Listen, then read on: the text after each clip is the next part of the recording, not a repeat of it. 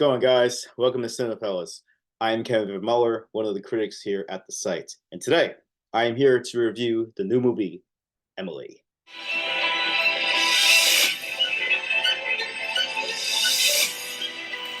Who are you?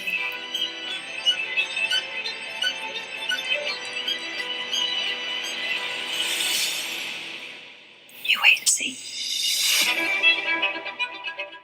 Who is Emily? Emily is Emily Bronte.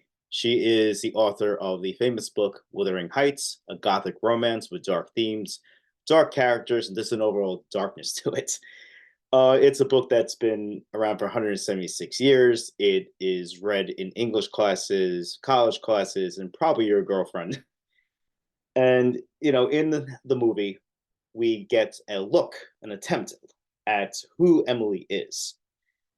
Now, one of the reasons this movie was not thrown in the Kevin pile was Frances O'Connor.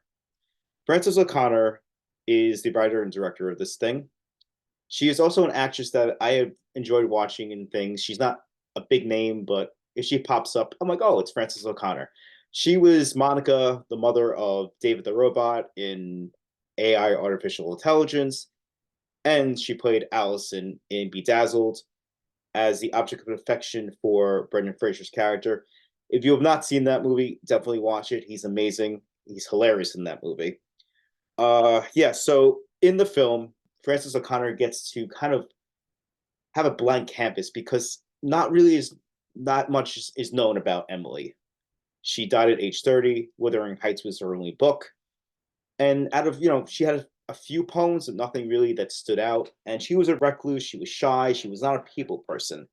I think she kind of despised people the way it's portrayed in here. And in the movie, we get to see what inspired her to write Wuthering Heights.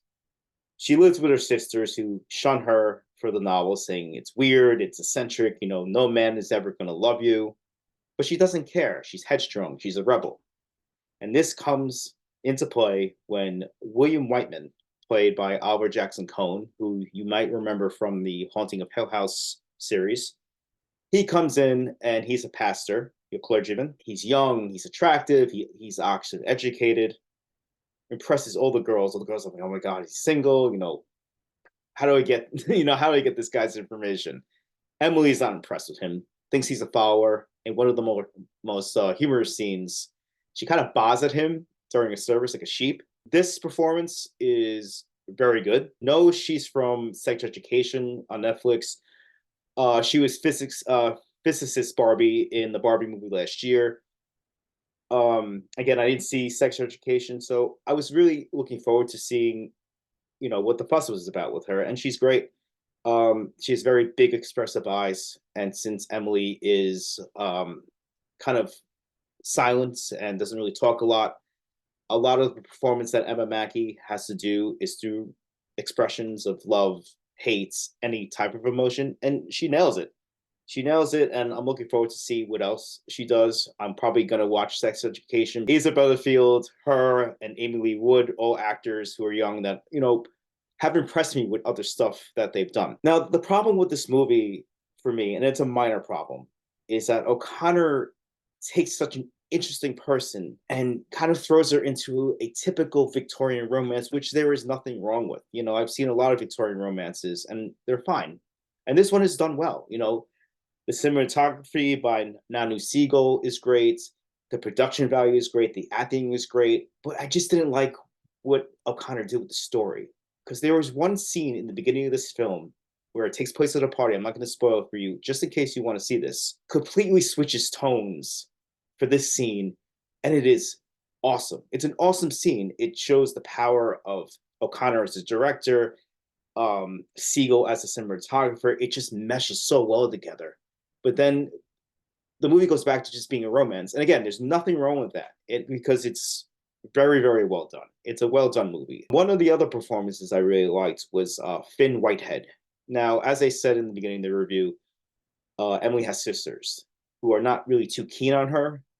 They think she's weird, as I said. But Brownwell, who Finn Whitehead plays, is her brother who encourages her to come out of her shell Their scenes together are great. You know, there are some funny scenes, there's some heartbreaking scenes. An overall relationship, brother and sister, very strong. Really enjoyed it. I know he's from Dunkirk. I looked it up because I'm like, oh, I've seen this guy before. Very, very good performance. And in conclusion, you may watch this, and I've seen the Rotten Tomatoes score, both the audience and the critics, and you know, I'm on the outside. Most people liked it. I just thought that, you know, she is capable of it. She would be capable of something a little deeper, but what she is given, she knocks out of the park. Emma Mackey. Overall, I liked it.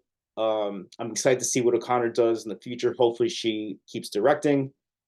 But you know, in the end, I'm going to give this one 3.5 out of 5 hair pieces. People are going to disagree with me. You probably do disagree with me if you're watching this film. You probably say this movie was amazing. You know, it's incredible. And I'm like, let me know below. Let me know below. Come visit the site. We just did a podcast last night. I have a lot of other reviews coming out. Seven with Kevin is still going on. I was going to include this movie in Seven with Kevin, but I'm like, this, you know, I wanted to talk about Frances O'Connor and I want to talk about her. So I made this video, and there's a written review up top. And as we say on the podcast, I'm Kevin Muller, and cheers.